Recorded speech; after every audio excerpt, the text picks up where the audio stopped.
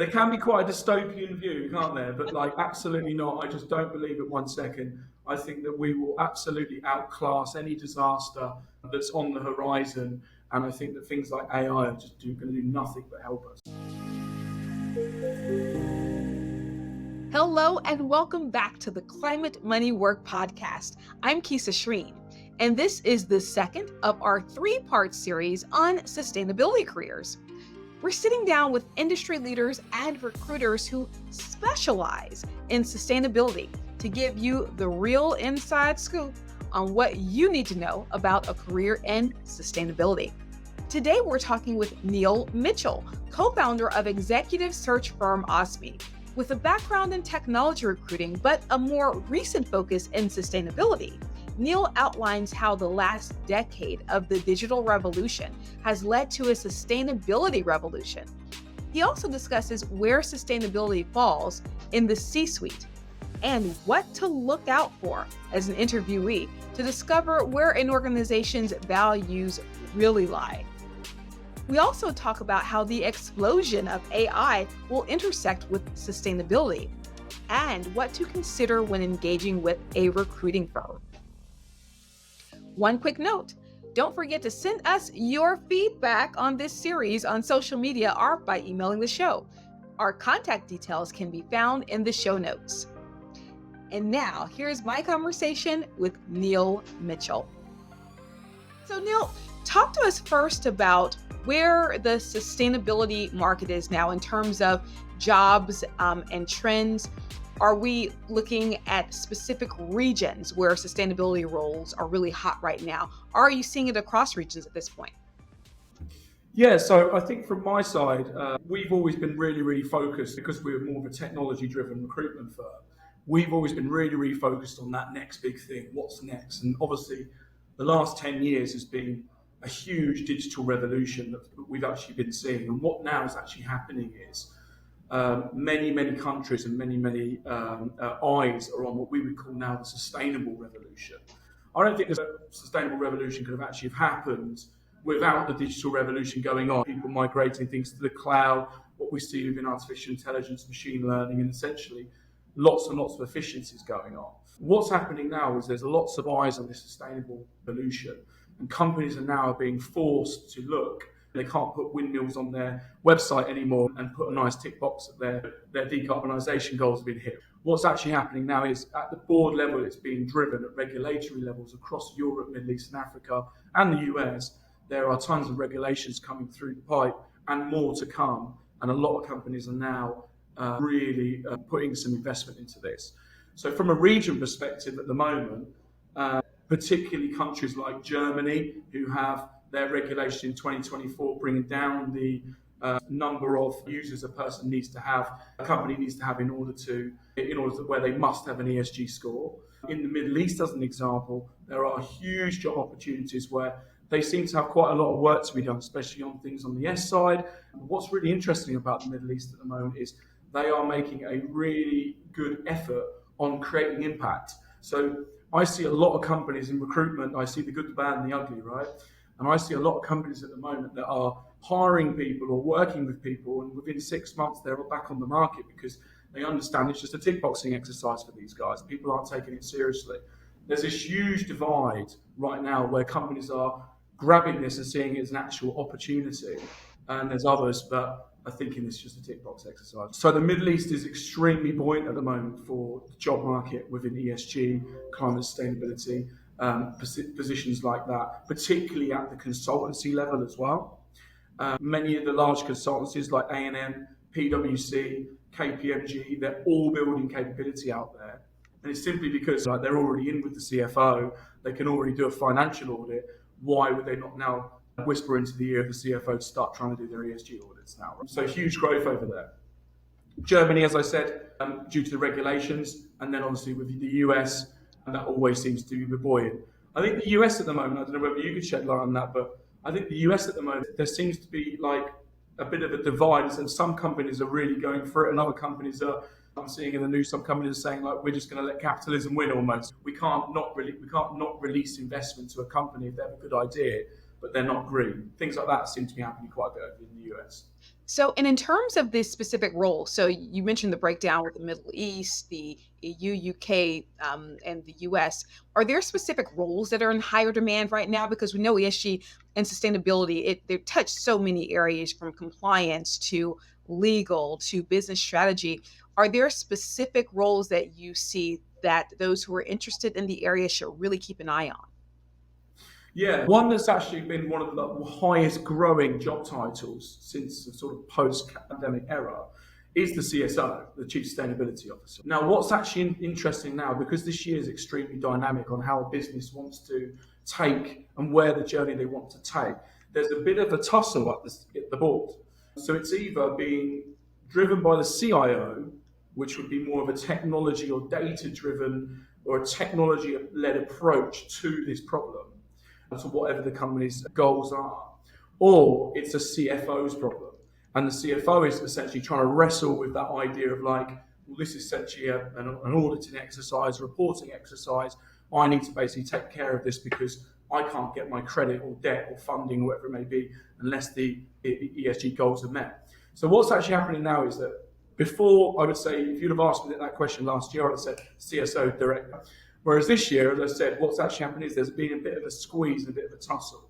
But what's actually interesting is the CSO still is an emerging role in many businesses. But one of the big ones that we're seeing at the moment are either if you're an end client, if you're working for a L'Oreal or a Unilever, they are all looking for heads of ESGs right now. So somebody that can essentially be that representative at the senior level, that can essentially have that bird's eye view over the business, essentially start off with either a framework-led setting of an ESG audit and work out what the goals of the business are, and then essentially take the company on the journey themselves. So we're seeing that as a huge role title that's super popular. And then I mentioned earlier on within the consultancies can't hire enough people right now. So that would go from a senior consultant in sustainability all the way up to partner level, working specifically either on ESG topics and areas like that. So that will essentially goes all the way up the rung. So let's talk about specifically, so the people. So we have groups who are either looking at entering into a CSO role or something of the sort, and they may not have an idea of where to start. Many people are experienced and have been working in this field for a while, but some folks are just getting certified in different areas or just getting these sorts of degrees or these sorts of certifications. So for both folks who are already steeped in the CSO space, ESG space, as well as those who are educated, maybe done some certificates, but haven't yet had that job experience, what should be the approach for both sets of people? I said this when I hire marketing people for myself, which I would say this for this particular area, this particular role inside organizations, because it's quite unique to either marketing or certain areas that it's not available to. What's really important is that you are doing things outside of work that absolutely show that you are a standard bearer and you're driving initiatives in the business. So if you are already within the ESG space and you're trying to go up the level, or if you're trying to look over the side and say, maybe I'm an operational person, an HR person, whatever it may be, and I want to make that move into this space, work within a sustainability team in an organization. The absolute number one best advice I can give anyone, yes, certifications are absolutely fantastic. The Cambridge one seems to be having quite a lot of good feedback amongst the market, but understanding regulations and the frameworks, the GRO framework and things like that. But the absolute number one piece of advice I would say is work with NGOs, work on a volunteer program, demonstrate your work in sustainability, right? Because a company will understand then that you are a standard bearer, driving initiatives for the business outside of your sort of normal 9 to 5. I'm sure you'll agree, this isn't a 9 to 5 job, right? It's a highly isolated position in a business where you are getting touched by all of the different functions. And if you are not working on L&D in a business, if you're not working on within the data team, if you're not working on with the finance team, then you're not going to get things done. And these people need to really lead from the front and be a standard bearer. Outside of that, I'd say you need to have a technical understanding. So when we go back to frameworks and things like that, these are obviously quite important. But I would say That's one of the major things. And then the last one, which is a really important thing, especially when you're going to interviews, and especially when you're trying to separate yourself to get that job in comparison to somebody else, which is what I'm on here for, right? It is to try and give a little bit of a tip. One of the major things that we see is offering full disclosure. What I mean by that is that in other businesses, in other role titles, you might look at like maybe having to withhold things from your company's experiences or things that you've done well or not very well, that sort of stuff inside an organization. Within a CSO title, you need to lay it all out there. The reason being, obviously, I feel, and many other people and many companies feel, we're in a bit of a pre-competitive state right now, right? This is a global issue. Everybody should be working together on it. And if you have an example of something that really works for your business that you need to share in the interview, you've got to do it. And it shouldn't be anything about some secret that you're holding back or anything like that, or competitive advantage. I'll give you the example of Pepsi and Coca-Cola. They came out a few years ago. I can't remember what it was, but they essentially came out, two sort of mortal enemies, should we say, and approached this in exactly the same way. The two CEOs stood side by side of Pepsi and Coca-Cola and essentially said exactly that. That is what interviewers are looking for from people in this space. Okay, very nice. So those three things are great, really working and showing that you have worked, whether it's volunteering, working with NGOs, perfect. That technical understanding, as well as, I love this full disclosure, don't hold anything back because it may have some relevance here. So I want to get into some of the really interesting areas that might be things that many folks don't know in terms of pay ranges. So if someone is looking for an opportunity, but they, again, either are experienced and come from that role, or they may not have the specific CSO experience, but they take your advice and they just put all of their experiences that they've had in the past on the line. What should they look for? And here in the US, in some states, pay is transparent. But if someone doesn't know what they're looking for, if they're coming from a completely different field, but are very interested, what should they be thinking about in terms of pay? How should they research that? Well, first thing they can do is to talk to a recruiter about benchmarking in certain countries. I do think the answer to this question is extremely country specific. And even if we took a head of ESG role title, I have 5 positions at the moment within organisations. One of those positions is £120,000 based in the UK. I would say the exact same role that I'm doing over in Dubai is $300,000, which is obviously a little bit more from a conversion ratio.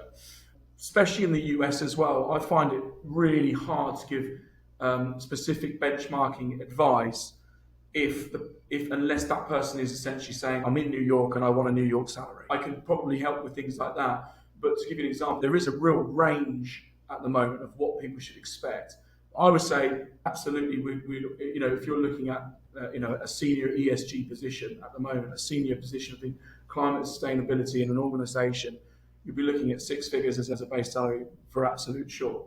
What's interesting is that not only are CEOs getting their performance and their pay tied to ESG goals. One of the things that we found amongst a number of organisations when we did a talent mapping exercise was that this is becoming more prevalent across the board, and of course then the CSO is going to have to take that as well, right? It'd be pretty tough to say, right, the CEO is going to get no access to their bonus, but CSO can have it. So one thing you really need to look at when it comes to package is how am I accessing my bonus? How am I actually accessing whether I've done well and bad? The thing about this role, as I said, it's such a fluid position at the moment. It's very dynamic. You really want to, in the interview in particular, drill down what exactly it is that these people want to achieve, these interviewers want to achieve. And then you can start getting a sway on, I'd say, the level of salary that it probably would take to take this role. The interim market's really interesting, so that's the permanent market. The interim market is a little bit more, because it's a time and materials question, so people have more of a price on that. If you're doing simple ESG audits and you're going in and trying to build a plan for an organisation, we see most people coming in anything from the $1,200 a day up to the $2,500 a day on that one. So that's the sort of, I would say, the sort of mark of an average benchmark across that. And that, I would say, those dollars that I just mentioned there, if you just convert that into whatever currency most areas would want, you're pretty much going to get the same thing. I've heard that it's slightly more expensive in certain countries, but really that's that sort of level where we want people to be And doing. and also, I mean, you talked about the attaching pay to various areas, sustainability, being one of them. I know that in many cases, we love to talk about work here on this podcast and what does inclusion look like. I'm wondering, in terms of the roles that you're seeing, where people are being placed, do you see a lot of diversity? I know diversity means different things in different countries. You have a very global outlook, but are you seeing that indeed CSOs are definitely an example of a diverse profession, or is that not quite the case yet? So it's, to be honest, as I said, I've done 20 years of technology recruitment, and technology recruitment has a huge issue with diversity. And unfortunately, that's something that is extremely hard to move the needle. It's something that we try and work on all the time in the technology space. And we have things like pledges where when we send our CVs, we send 50% diverse to non-diverse CVs on our shortlist. We help with selection interviews, and we make sure there are diverse profiles on the panel. So the actual choices of when the decisions that are made to hire certain people are made by a diverse panel. And that really does help actually move the needle on the tech side. But I must say, like, it's so much more refreshing within this space, right? There's much more diversity on my side when I deal with within these job titles. It really is completely wide open. So it's absolute. I don't know whether you know this saying, but in English, it's chalk and cheese. Like the technology industry and this particular industry, right? They're just so different on that side. They've got a lot of work to be done on the tech side, and within this space, really sort of really rich and diverse teams. So, and I'm interested. I know you have this phenomenal background in technology. You're now moving into sustainability. I've heard a couple of debates around AI and where AI will sit. Will it sit from a business perspective? Will it sit in business strategy? Will it sit in the tech area? I'm wondering, as it relates to AI and sustainability, have you seen or heard talk around where AI will fit and where companies want it to fit in terms of the realm of sustainability? So I'm thinking about reporting, for example. That might be one fit. What are your thoughts, or what are you hearing about that, if anything?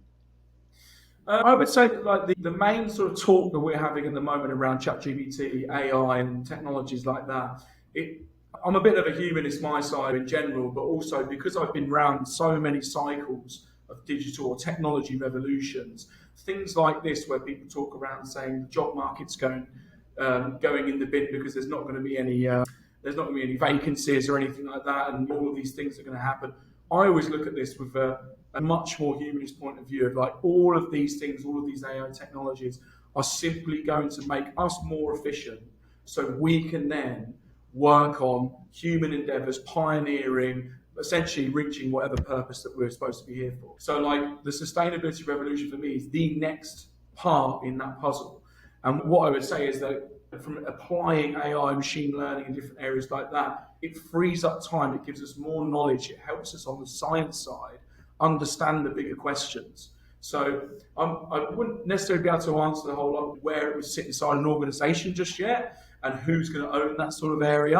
At the moment, it's firmly in the tech teams, right? The AI side is the tech teams, but people in the tech teams, the data scientists, these super clever people, what they're trying to do every day is trying to work out business needs, business solutions, and they're trying to apply AI to these business challenges or whatever they may be.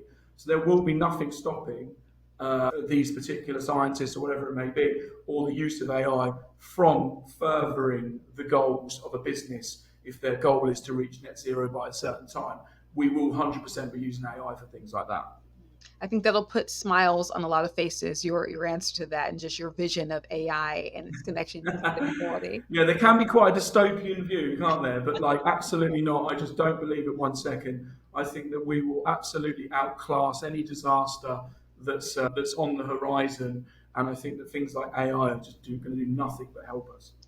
Well, now let's talk about the best way a potential candidate can engage with you, with a Yeah. recruiter. So if they're looking at, they see a role or they see this interview and they say, hey, I want to reach out to this recruiter. I want to reach out to a recruiter who maybe is in my area. What is the best way to engage for the outcome of getting that role? One of the big things that I see is that I really do believe at this level it's a two-way relationship. So if you look at a job search for a Java developer, right, a technology person, a Java developer, they start their search on Monday, they probably have 4 offers by the end of the month. When we're looking at a chief sustainability officer or somebody at this level, especially looking at the C-suite, right, this can take, it's an endeavor of 6 to 9 months. So what I would say is that absolutely, do your research and find out which consultancies have an offering in an area that you're interested in. So that would be the first thing I would do. So absolutely, I would always encourage people to apply directly to companies they absolutely love or have connections into or whatever it may be. I would never stand in front of that. But to get those more passive roles, those more, that breadth of the market and things like that is absolutely essential for you to try to find a consultancy that does what you want to do. That's the first part. So once you've located that person, as I said, it's a two-way relationship. You need to give that person some time and incentivize that person to place you. Because that person has, we've got 120,000 people on our CRM, just our ones. If we added them all up in terms of the whole group, I have no idea how much it would be a lot. I can't place 120,000 people as much as I'd like to. The people that we place are the people that build relationships with us, and that's that. So I would say start reaching out as almost like a business transaction, a relationship transaction, which people do all the time in their day jobs. Look at a consultancy and say, well, how do I incentivize these people to place me? Be available. Reach out to them, tell them the markets that you want, tell them the industries you like, you don't like. One of the things I've seen, the people that get the jobs the most in my area are people that, if there's a pun, excuse it, but people actually literally run towards the fire. And what I mean by that is that somebody that's worked for like an oil and gas business, right? They've actually done an ESG role in an oil and gas business, right? I've got a guy who is absolutely swimming through interviews right now. And one of his experiences is working for an engines company, right? The engines they make jet engines, okay? So their entire business is at cost. So that when they make that jet engine and sell it, it's pure cost. The way they make their money is through their maintenance, okay? So the way they make profitability is through their maintenance of that jet engine. If that jet engine doesn't fly and doesn't burn fossil fuels, they won't make any money.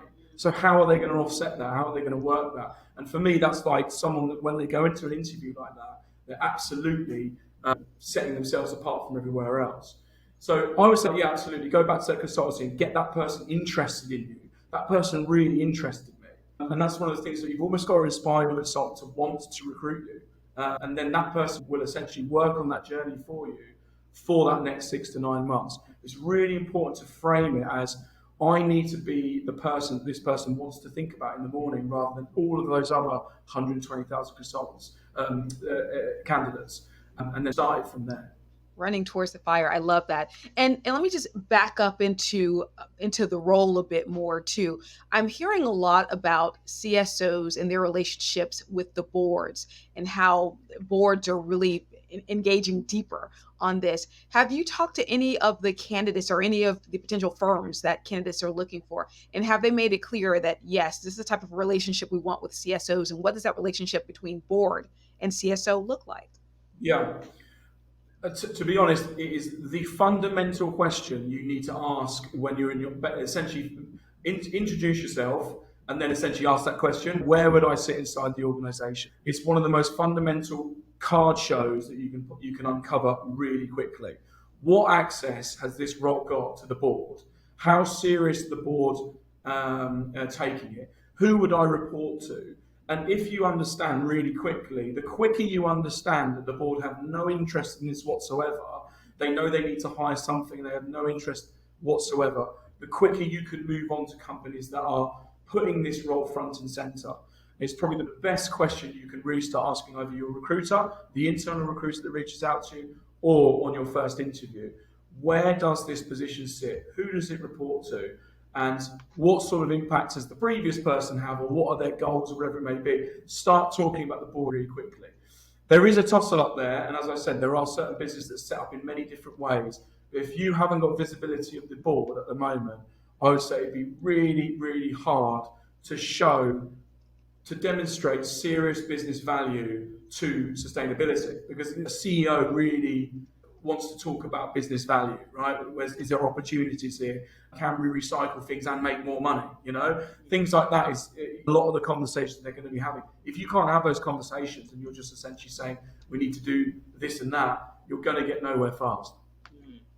Love that. That's key advice. So, Neil, let's talk about your journey as a recruiter. I really, for those who are interested in recruiting, I want them to hear about your story. So, how did you move into this field? And also, what would you recommend for those who are interested? Characteristics, what you really need to want to focus on in order to really be a great recruiter in the sustainability space? Okay, so I won't go back to day dot, but I'll give you a bit of a snapshot in terms of my background. But yeah, I grew up in the Midlands, which is a small town close to Birmingham. The interesting thing about that area is that it was surrounded by a huge industrial park, and those industrial parks, I was working for an agency that essentially was putting me into factories pretty much every week, completely differently. So one week I'll be working at a chicken factory, the next week I'll be building tanks. Like, it was that varied. What was interesting about that before I went into recruitment is that I got a really rich and varied experience of, I would say, like how people make things and how circular the economy is and how the bare cogs of companies actually work. So when I moved to the big city in Birmingham and before I moved down to London, I joined a recruitment firm that was building out technology recruitment startups. And I fell in love with it immediately. And what's interesting about recruitment is it's almost uncrackable. So it's when I say almost, it's almost uncrackable. I've worked with people that have passed the bar. I've worked with ex-lawyers. I've worked with super, super intelligent Cambridge grads, and they have absolutely flopped at recruitment. And it's got nothing to do about whether you're good or whether you're bad or whatever it may be. It's super impossible nut to crack. But once you do, it's super rewarding. I always say in my business, and this isn't a stat, by the way, but I always say in my business, do 99% of the process and get 50% of the results. It's a real hard-hitting thing. If you don't hit 100% of the process every single time, something just hits you. It's one of those industries that it's so human. Literally, our products are human. If you're working for a software company, you're working for a security company. Do you want my security? Yes or no? Here are the features, here are the benefits. You've got a competitor you can go to, and that's it. Well, that's basically it. If the client says yes, then it arrives on site, right? With me, I can get a person to accept an offer, and then all of a sudden they go, I'm moving to Dubai next week, so I can't take the job. So that's something that you can embrace and be excited by, but it's also something that gives you grey hairs as well, yeah? So what I would say, like the main thing, there are thousands of maybe catchwords and stuff like that. But what I would say is probably the key piece of advice for someone wanting to get into maybe recruitment, get into building a recruitment firm, getting to build it in general before we get into ESG, would be being happy to fail fast. So that's one of the big things to me. Fail fast, fail as quickly as possible, and then you can move on to the next failure and the next failure. That's all good. Embrace it. But fail really fast. Don't keep doing something that's not working for very long. Okay, getting into the sort of climate sustainability world, I also think the same advice applies to exactly what I said for candidates in this space. If you're going to build a recruitment firm or build a team in a recruitment firm that has anything to do with sustainability on the top of the door, you really do have to live it. So I'm doing like a number of events. I'm obviously working with you at the moment, but I'm doing a number of events in July. That are roundtable events and community-led events that are absolutely costing me money, and they are absolutely not business development type positions or anything like that. I'm simply doing it to help that community communicate. One of the huge things in this space, as I said at the top of the call, I think, is super isolated. There might be a 10,000 person company and one person in ESG. How isolated is that? So one of the things that I would say is, like, you really have to live this thing. You have to make sure that you're embracing this community. I go to a London ESG event every month without fail, and that sort of stuff. And I do everything I can to make sure that I'm publicising this space as much as I can. That's something that I would say is a big key piece of advice there. Fail fast in terms of recruitment in general, and really do, not just walk the walk, talk the talk as well, on the ESG sustainability side. Wow. So, Neil, this has been fantastic, particularly the fail fast and really engaging and immersing yourself in the community frequently. I wonder, and with you having this background in technology, I'm really excited about your answer here. Tell us one thing that we don't know about the future of the CSO role, our sustainability office. And I suspect there'll be a tinge of technology in what you tell us, but tell us something we don't know about the future, where it's headed, say, the next 18 months, next 2 years or so. The one thing that everyone knows, so I'll start off with what everything knows and maybe frame it from there, which is obviously AI is going to change the world forever. Okay, that is something that, like, if anyone believes again, that's not, that means they don't know that, right? They absolutely, you should know that by now, and if you don't, you're just hiding from the truth. AI, the position where we're at, I've seen it growing over the last 10 years. It used to be called big data. It used to be called something else before. They used to call business intelligence. Then it was, this sort of stuff. Right now, people have actually cracked it now. So one of the things that's going to be happening over the next 18 months is a huge shift to not only knowing that we've understood what it is, but you're going to see released products that are going to come out. They're going to change your life forever. So it's going to be amazing, these things. So when we're talking about the acceleration of autonomous cars and stuff like that, that's essentially a software issue that's just going to come in the next few years. What's going to really change things now, is going to turn it on its head, is that answers to many questions. It could be things like cures for diseases that were a mathematical issue that just the smartest brains in the room couldn't quite get, right? It could be a question on climate that people, the UN conference have been scratching their heads for years in the boardrooms or in the back rooms and not actually telling anybody. These things are going to be actually solvable now. That's the key bit. So that's fantastic. And I do think that a lot of people, that will resonate, and a lot of people have that opinion. So Neil, appreciate this fantastic conversation in terms of what potential CSOs who are looking at roles, who want the roles and who want to go after them and successfully become a CSO, what can they do?